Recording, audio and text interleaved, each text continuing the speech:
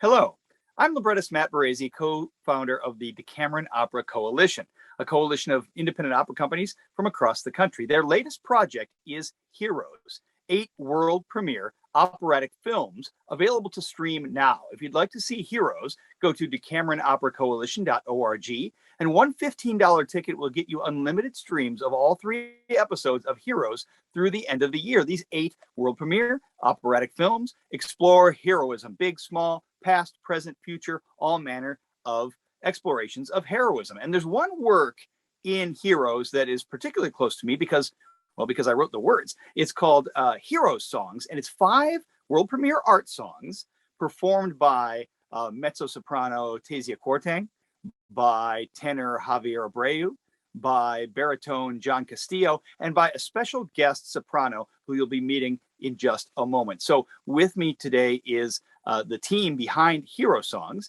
so that you can learn more about these pieces. Hello, everybody.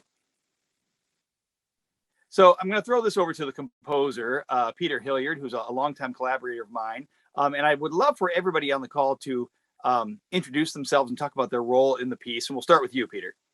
Well, I'm Peter Hilliard. I'm the composer, and as Matt said, we've been working together for 20-some years. We've written a lot of operas and a lot of art song together, and this is one of the most special things that we've had a chance to do, and made very special by the other 3 people on this Zoom call, and a few who could not make this particular time that we're talking. But maybe we'll introduce Kathy, who is an integral part of this process. Kathy, would you introduce yourself?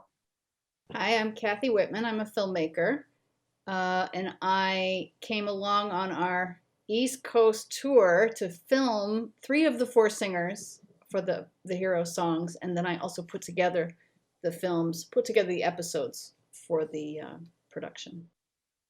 Wonderful. And we got to hang out with you, and because Kathy, you were with us last year, but all of our interactions last year were over Zoom. So it was awesome to be actually in the car and to have long conversations, braid each other's hair. I don't know what all we did. So with that, let me pass it to Maria Sensi Sellner. Hi, I'm Maria Sensi Sellner. I'm the lead producer of the Decameron Opera Coalition and also the artistic and general director of Resonance Works in Pittsburgh, one of the founding companies of the DOC. And for Hero Songs, I was, I guess, kind of the roadie on the road trip. I guess also sort of served as music supervisor. I'm a conductor. And it was just wonderful after Peter said, you know, the whole project we did last year completely distanced to actually be able to work together in person on Hero Songs. Yeah, it was pretty amazing. And it's really no exaggeration, Maria, to say that you music directed this. Because she said, hey, Peter, why don't you play the piano part for all of these songs that are on the East Coast? And I thought, oh no, like I write my piano parts for other people to have to learn, not myself. But then I couldn't justify it. And then when I was playing the piano, I really didn't have an ear to be looking at other things. And Maria, you just were doing amazing work, really listening carefully and giving things shape. And of course, last but not least by any means, is one of the great Verdi and Puccini sopranos of our time, Karen Slack. Karen, you want to introduce yourself? Yes, thank you, Peter. I'm Soprano Karen Slack, originally from Philadelphia, here in Philadelphia. Represent Philly. Represent 215. As I say, I was very lucky to be one of the guest artists in the Heroes Project to sing Matt and Peter's fantastic aria. It is an aria. I might even try to use it, you know. Do it. Yes, who will answer, which is the first aria that opens up this incredible project. So, yes. Awesome. Well, Karen, since I've got you on here, you've of course sung in all the great opera houses all over the world, and you've been in films. You were in a Tyler Perry film, for goodness sake.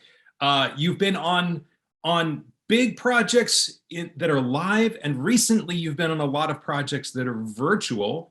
You've been on the performing side of things, and you've been lately also on the leadership side of a bunch of companies. So you've worn a lot of hats.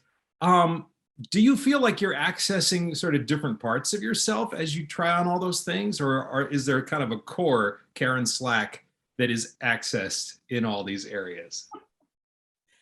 There is a core, and this group has gotten to know me just a little bit, and so that's the core of who I am. But you know, I always knew that I wanted to do more than just sing, and I always knew that my purpose was in service to other artists and other people, not just on the stage as a colleague, like, you know, performing, because everyone goes, oh, I'm the diva, I'm this, but we all know, like, opera really is about the team. It really is about all the people that put it together. Even in your arias, you have the maestro and the orchestra, you know, there's not just you up there, but you know, the pandemic, and also you know, of course, I can't, particularly in this kind of project, I can't not talk about the whole racial awakening that happened in the whole world. And it just opened up so many people's eyes in our industry about who I was outside of my voice. You know, although I'd always been doing this kind of work, I'd always been advocating for artists and advocating for composers and advocating for anybody who said that they want to be a part of this community of classical music, particularly the women of color, particularly women, you know, and so anyone who is in the margins, right, who said I want to play in your sandbox. So what the pandemic did was gave me the courage to step in and create my own opportunities, as well as take invitations to parties that I originally was not invited to, but I am invited to now. What a beautiful thought. I love that. And it really feels like an inflection point, doesn't it? It feels like our industry and our culture is at a crossroads, right? And whatever will happen next, it's not going to be what used to happen, we hope, right? And absolutely. We hope we don't go back. Like, why go back? Listen, companies, I hate to say small companies, because I think that is not the right word to say about, you know, regional companies. We need to find another vocabulary around small companies, and also companies who have always been doing the work and knowing how to go in and get the money and get the community involved, you know. But I think, and I've always said this with Opera America, every time I get the opportunity, it is your responsibility to support the companies and the art makers who have already been doing this kind of work. Like, that's your responsibility, not just the big six or the big seven who are now just getting on. The cruise ships are just turning around, you know, but other people have been kind of with their rug, you know, tugboats, you know, doing that kind of work. And so it is my responsibility as someone who works in various levels of a company, which I'm very proud of. I'm very proud to not just work at the top, but to work at every level and work with anybody who wants to work with me, you know. But it is my responsibility when I am in those spaces to speak about supporting that. Sure. Well, that's one of the reasons I was so excited when you agreed to be a part of this project, because these Decameron opera companies were really on the front end. I mean, the front end of streaming opera and creating these operatic films that you see everywhere, but also on the front end of trying to expand representation and inclusion in who's writing and who's singing from across the country, geographically, you know, identity wise. And so folks who only know, you know, who watch this, who only know you for your voice, or only know you as a celebrity, you know, certainly they'll say, well, here's this beautiful voice, here's this beautiful person. That's very, very effective. People who know what you stand for and what you've been up to lately, I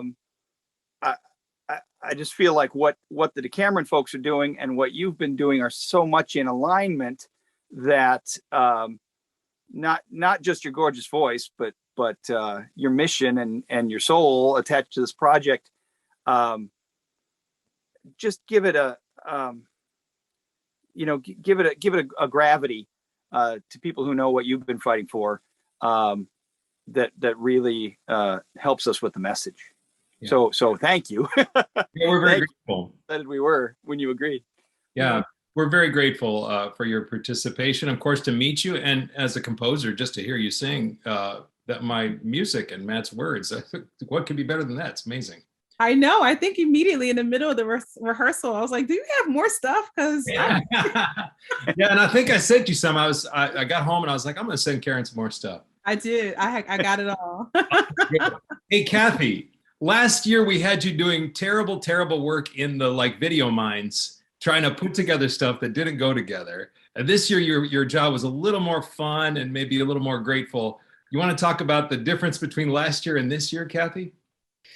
Well, I don't want to minimize what we did last year. I mean, I don't mean minimize the amount of work that we did, but I loved that project last year. We were all isolated in our homes, and yet we created an ensemble of 10 singers singing. I mean, that finale still, the beginning piece and the end piece, like, you guys wrote an opera. And we recorded it over Zoom. People sent their iPhones, and that was amazing. But this year we were able to go. We were able to go to Delaware and film Karen at Opera Delaware. We were able to go to NEC, to Opera in America, and really do it in person. But that said, I was really happy we still got to weave everybody together at the end. Yeah. One thing about the Opera Coalition, the Decameron Opera Coalition, that I like so much is that it's all over the country. It's these small companies from different places in the country, and they're all doing something different, and they connect to their communities and their neighborhoods, and they're sort of singing us the song of their people, of their part of the world. And to weave all of those together and say, hey, we're all of a piece. We are the United States of America. Together we have a song to sing.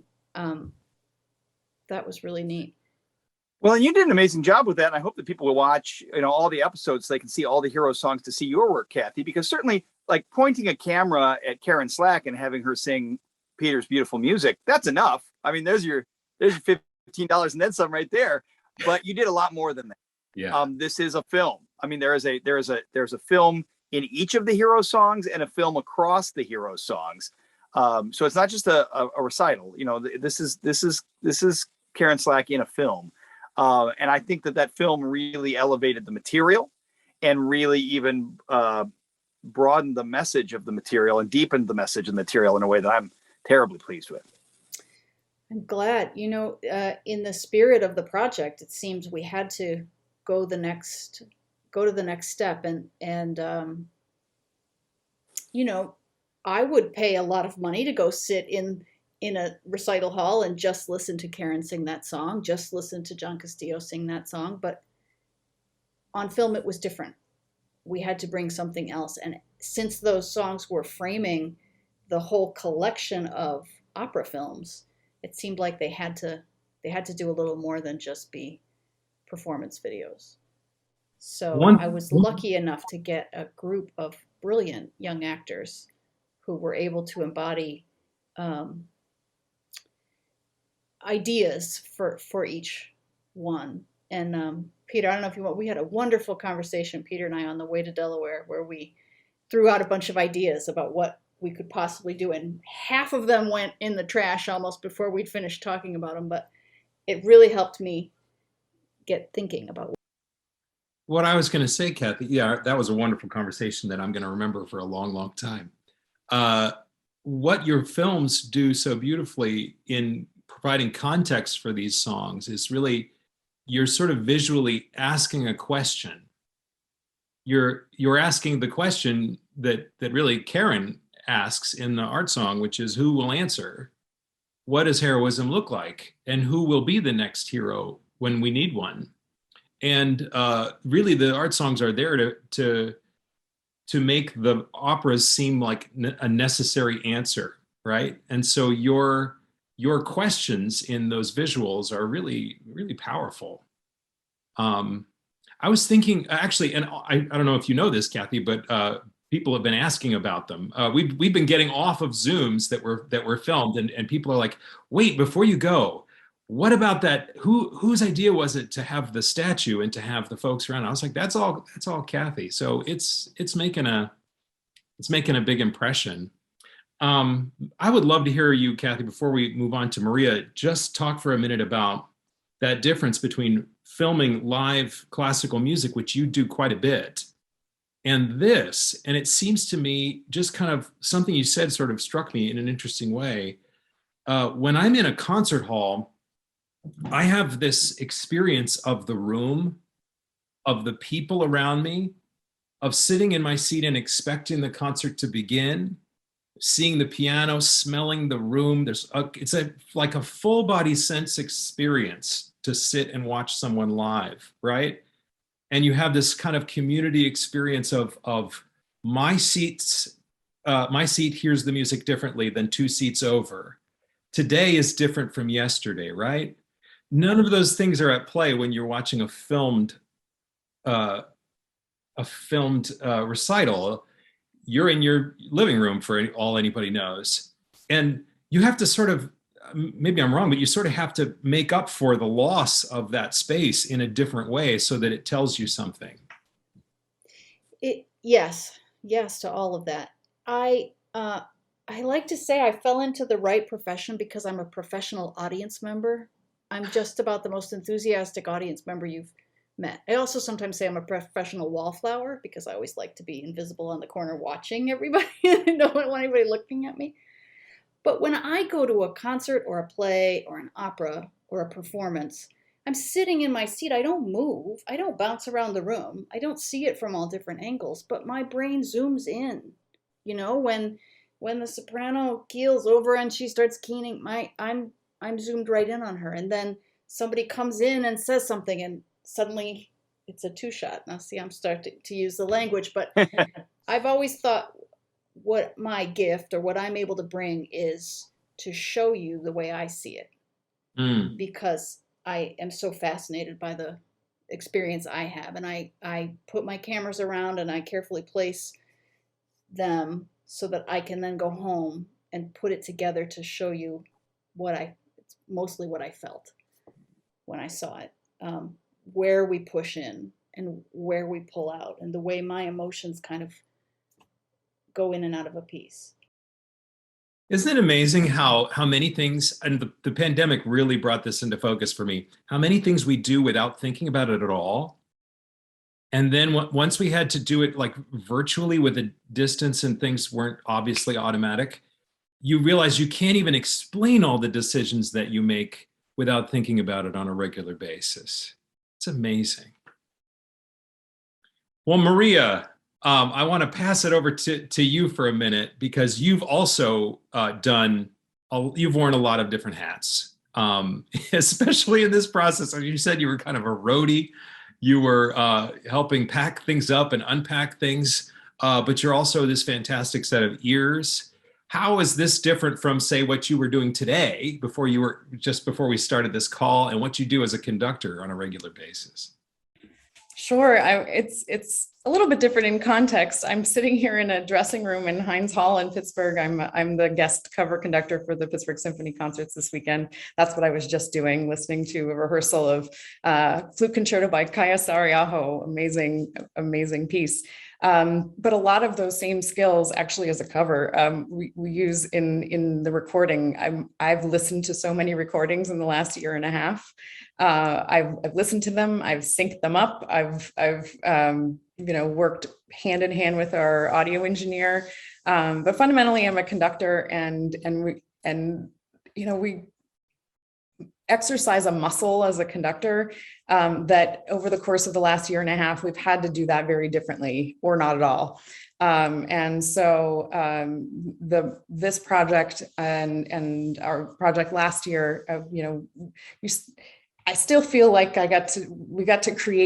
we created something amazing. And as a conductor, had a part in tying that together artistically and musically, as well as logistically and all the other ways.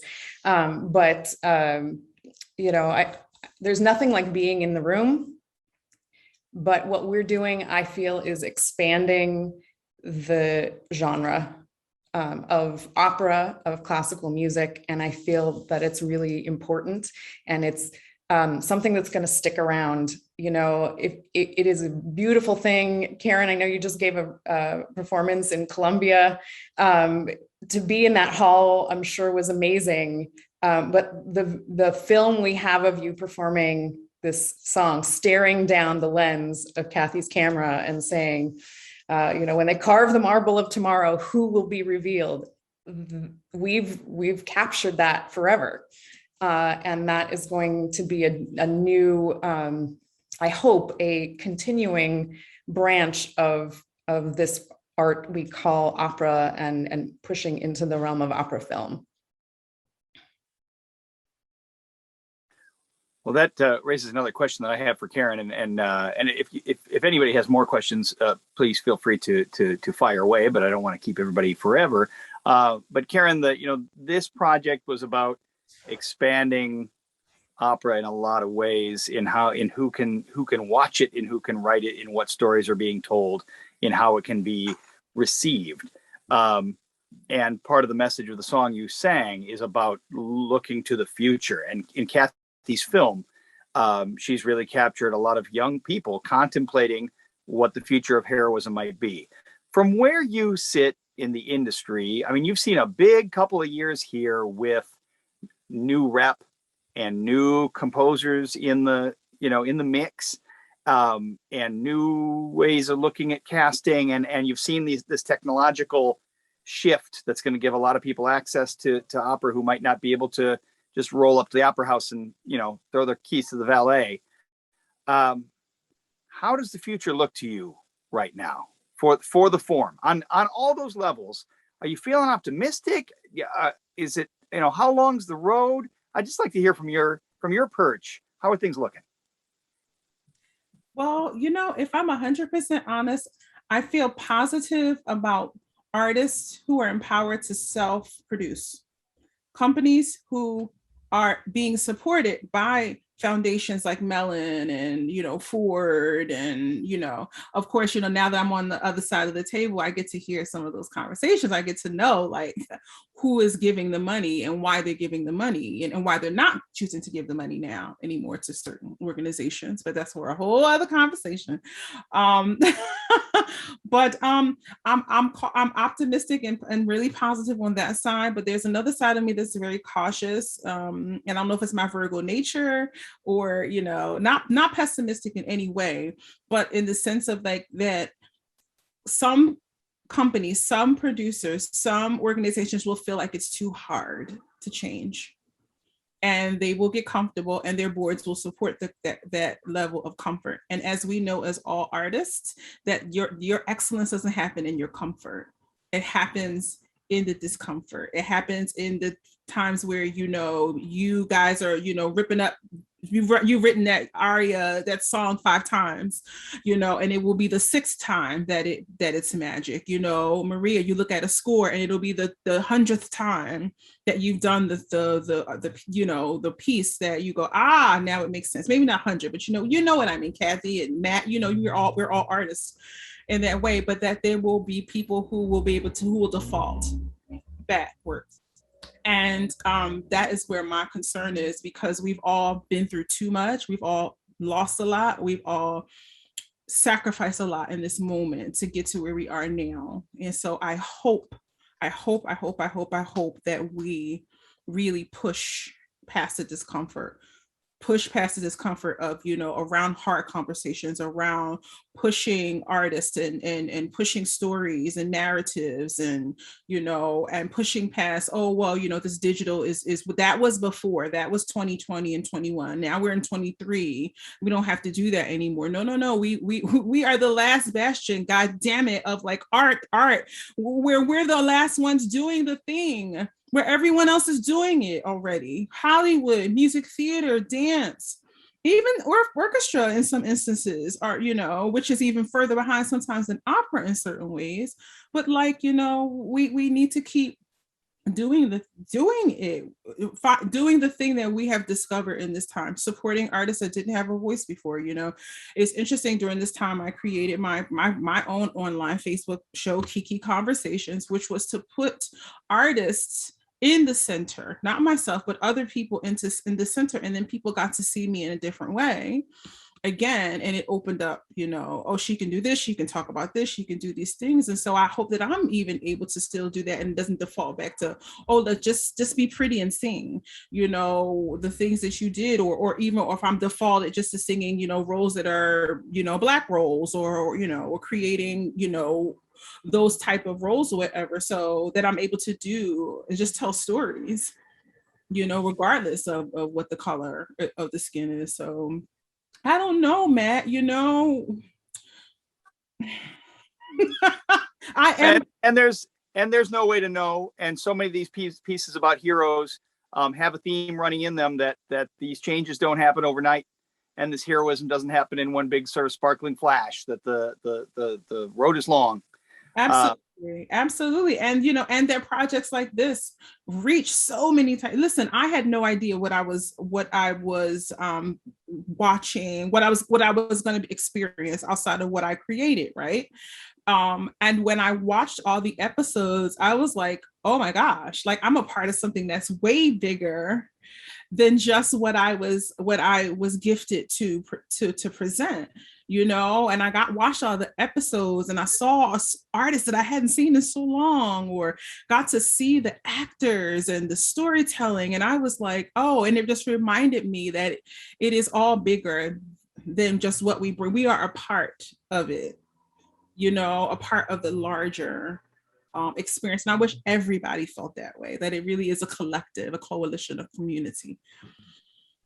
Well, Karen, thank you very much for being a part of this coalition and of this project, and helping us to tell this story. Thank you again to Kathy and Maria for bringing life and for really expanding what these songs by Peter and I could be. We want to encourage everybody to go see these pieces. Go to DecameronOperaCoalition.org to get your tickets. Again, tickets give you unlimited streaming to all of the Coalition operas through the end of the year. And of course, you're going to want to check out Kiki Conversations as well, so you can hear more from Karen. All right. On behalf of the Decameron Opera Coalition and everybody involved in Hero Songs and the rest of the project, thank you very much.